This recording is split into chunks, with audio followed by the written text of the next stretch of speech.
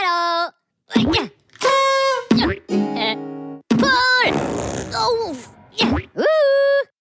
Ya.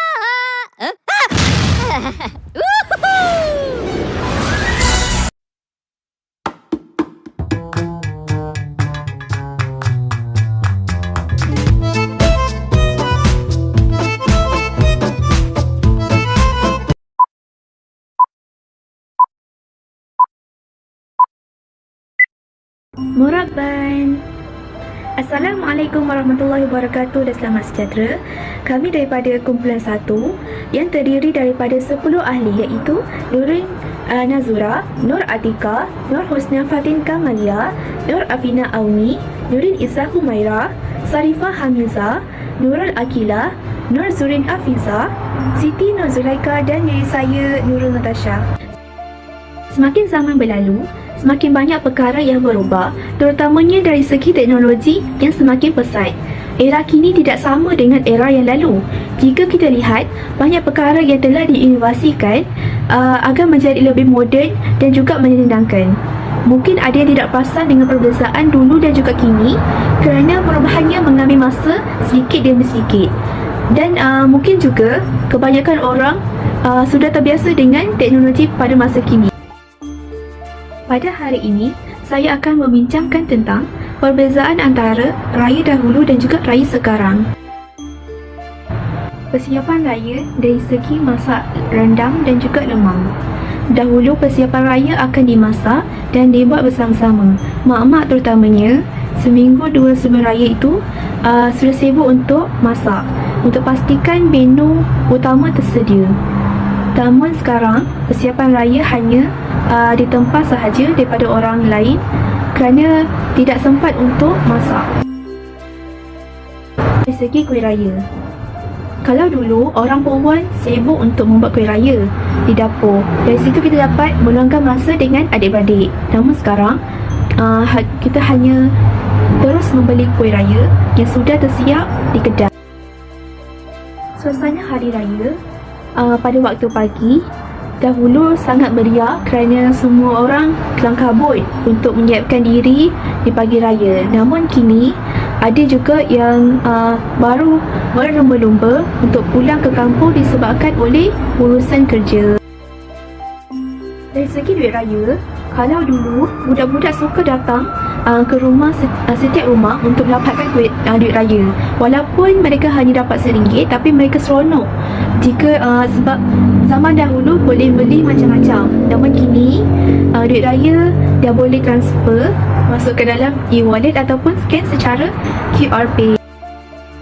Suasana malam raya pula, kalau dulu malam raya paling meriah. Budak-budak di kampung akan bermain bunga api bersama kawan-kawan.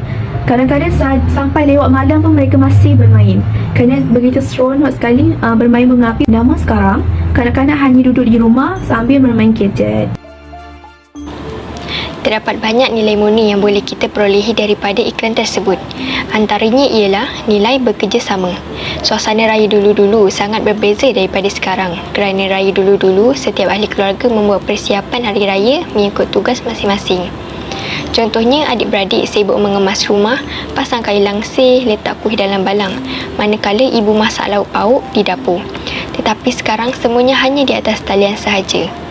Di sini kita boleh lihat setiap ahli keluarga saling tolong-menolong antara satu sama lain dalam membuat persiapan hari raya.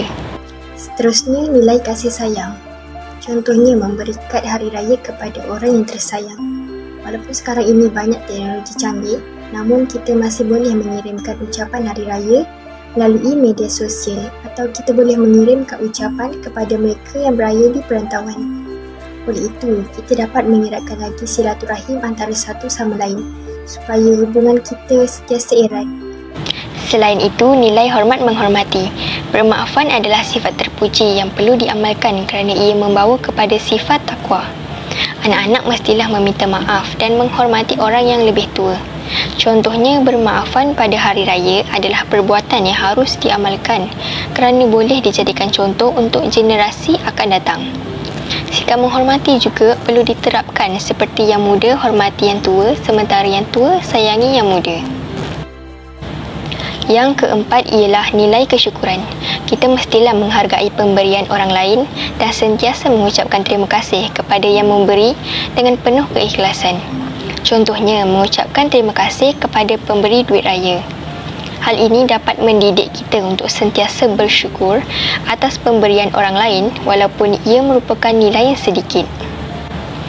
Akhir sekali, nilai kesabaran. Contohnya, ahli keluarga tidak berebut atau bergaduh untuk masuk ke tandas di pagi raya.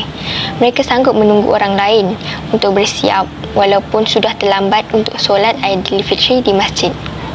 Oleh itu, setiap individu perlu mengamalkan sikap sabar dalam diri sesama manusia bagi mengelakkan sifat dendam dan tidak puas hati dalam diri. Kita juga perlu mempunyai sifat sabar dalam melakukan sesuatu perkara. Ia juga dapat membina hubungan yang baik sesama manusia. Kesimpulannya, walaupun raya tak semeriah dulu, namun apabila meraihkan bersama mereka yang tersayang, dapat mengeratkan silaturahim sesama ahli keluarga. Perubahan zaman mengajar kita untuk selalu menghargai detik-detik yang indah bersama keluarga kerana tidak semua perkara akan kekal selamanya.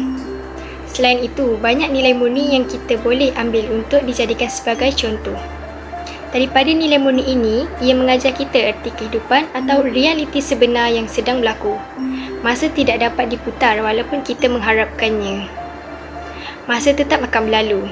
Jadi, di sini kita perlu menghargai setiap perkara atau detik-detik terindah dan tidak perlu bermasam muka kerana nanti kita juga yang rugi.